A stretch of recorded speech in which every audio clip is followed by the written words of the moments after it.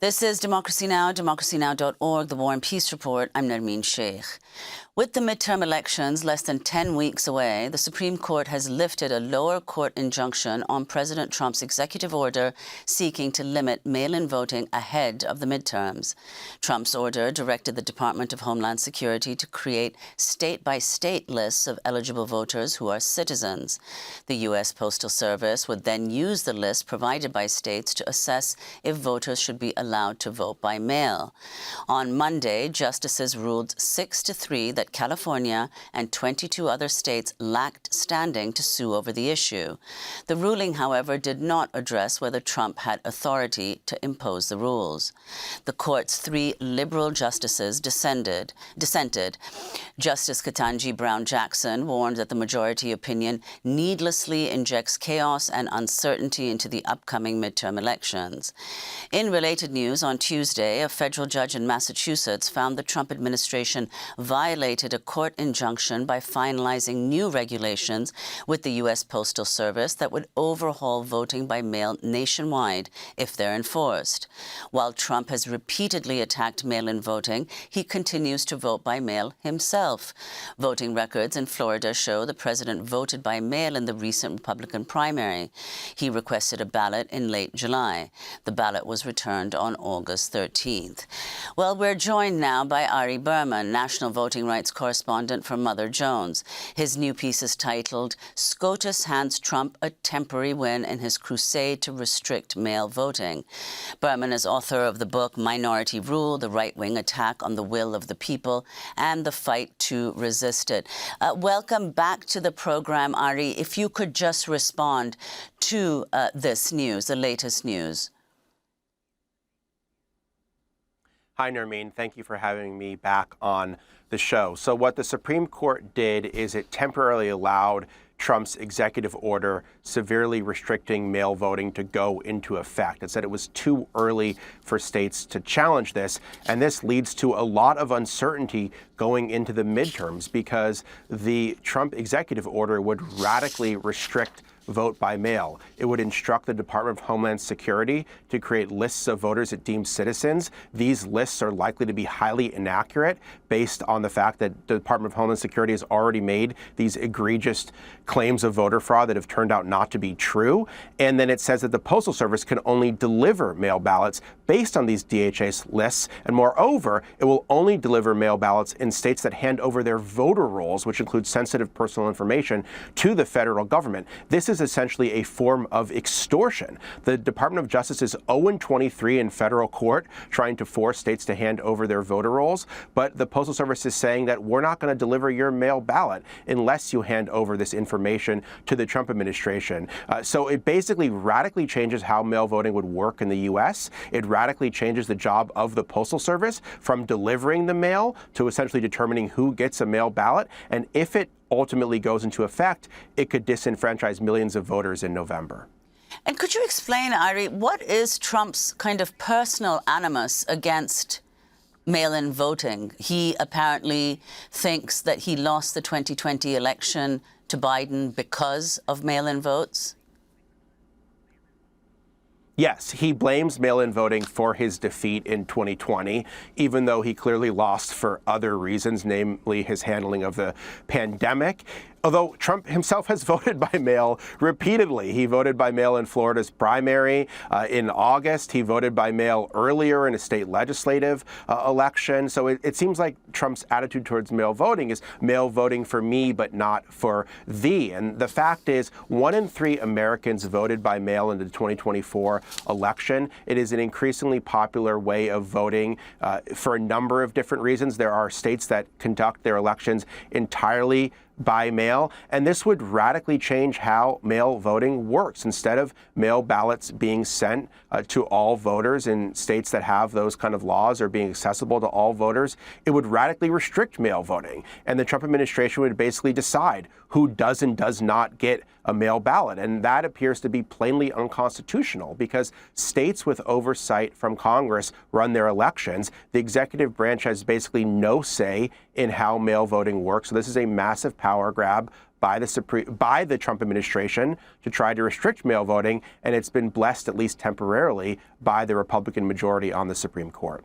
So what exactly does it mean? Because right now, the Supreme Court ruling does not have any bearing on voters who will vote in the midterm elections. Is that correct? Yeah, there's a separate injunction that blocks the Postal Service from carrying out Trump's executive order. Now, the question is, what's going to happen with that? Is the Supreme Court going to block that lower court ruling? My expectation is that in the wake of the Supreme Court's decision, states and individuals are going to seek a new injunction blocking the Postal Service from carrying out this executive order, essentially arguing that the executive order itself is unconstitutional and the Postal Service has no legal status to carry it out, because the job of the Postal Service is to deliver the mail, not determine who gets a mail ballot. So this fight is far from over, but the fact that we're even having this conversation less than 70 days out of the midterms, and we're actually wondering, are people going to vote by mail in November? That is extremely disturbing, because election officials and voters need certainty about whether they will be able to vote by mail and whether their mail ballots will be counted. And right now, there's a lot of uncertainty about that. And Ari, just to give audiences some sense of what's at stake, mail ballots are increasingly popular with voters of both parties. And according to federal data, about 30% of all ballots were cast via mail during the 2024 presidential election. And the process is almost entirely secure. A 2025 Brookings Institution study found only about 4 cases of fraud out of every 10 million mail ballots cast. So if you could just, talk about that, what is at stake in this, and what does Trump think he'll achieve if this executive order is put in place? Who will be excluded? Well, you're right, Nermeen. There's been no evidence shown that mail ballots leads to widespread voter fraud. Every study has found the opposite, that mail voting is safe and secure. So everything that Trump has said about mail voting has been a lie, and the fact that Trump himself continues to vote by mail shows that he actually doesn't believe what he's saying about mail voting. He clearly wants to do this to hurt the Democratic Party.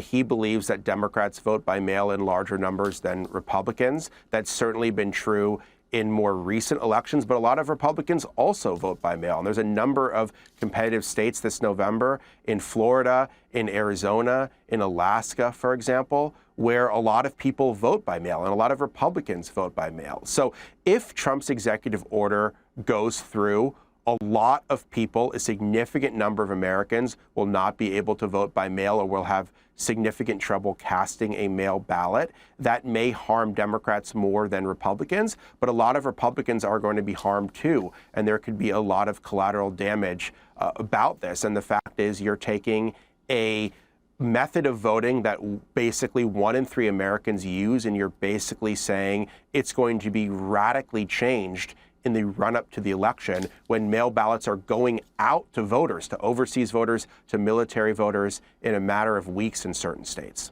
Could you explain also, Ari, some of the limits on what is permissible prior to the midterms? If you could explain what's called the Purcell principle, and the fact that under the Constitution, states and Congress determine voting procedures, not the White House or federal agencies.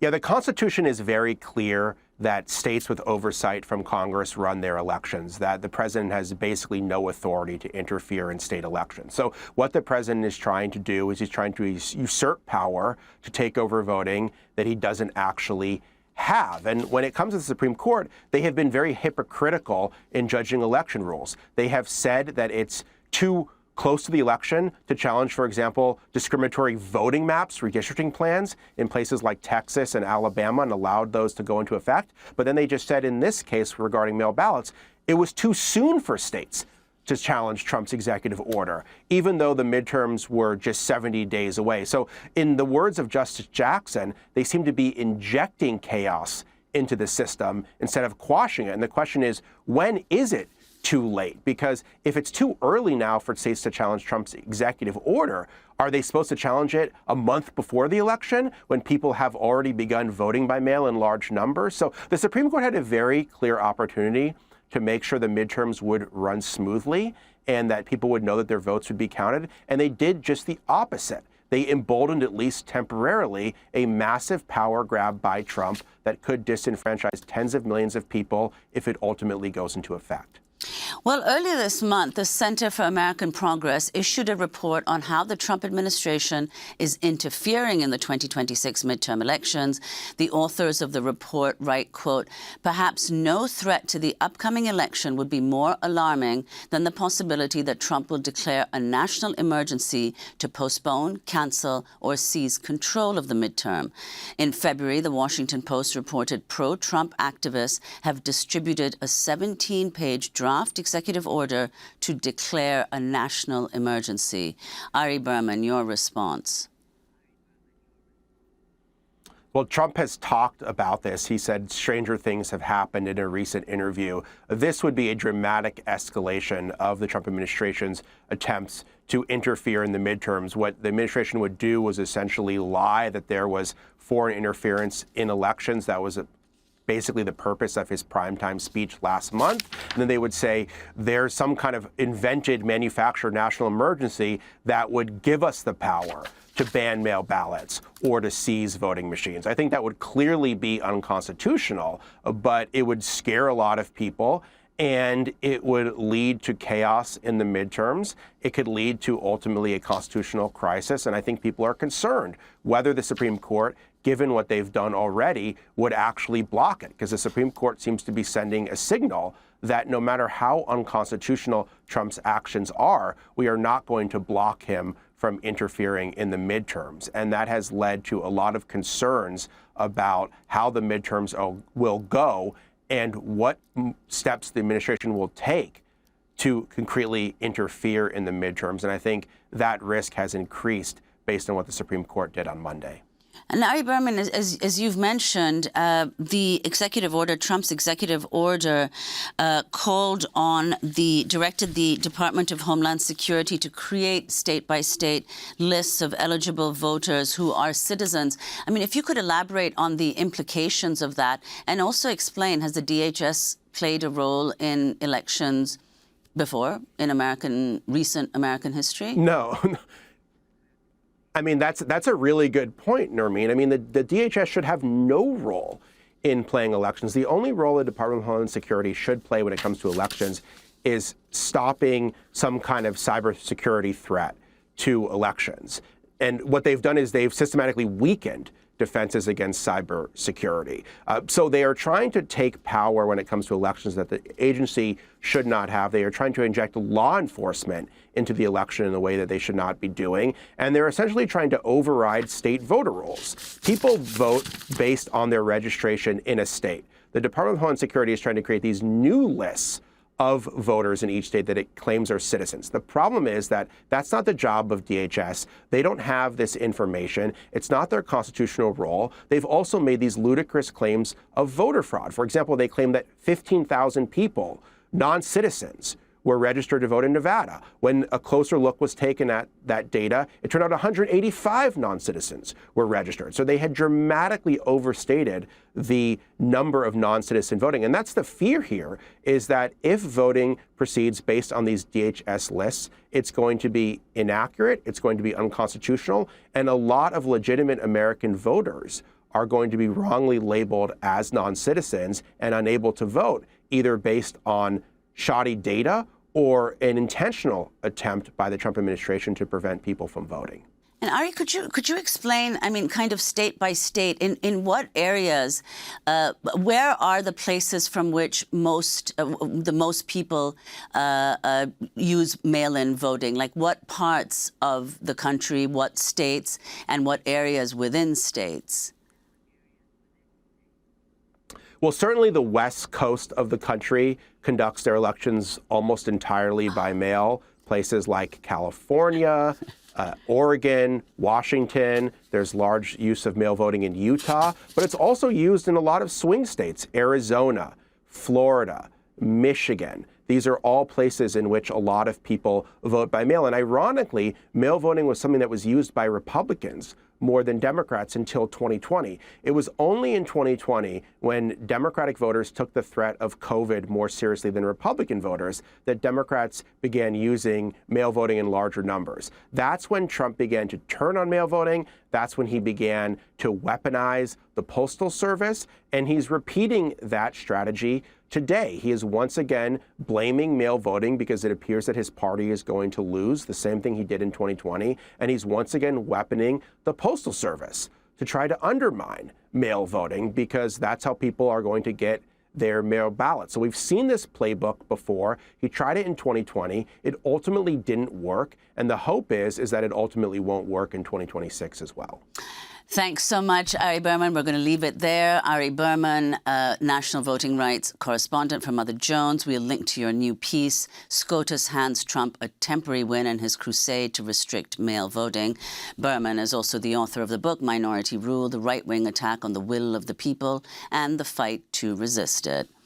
Thanks for watching Democracy Now! On YouTube. Subscribe to the channel and turn on notifications to make sure you never miss a video. And for more of our audience-supported journalism, go to democracynow.org, where you can download our news app, sign up for our newsletter, subscribe to the daily podcast, and so much more.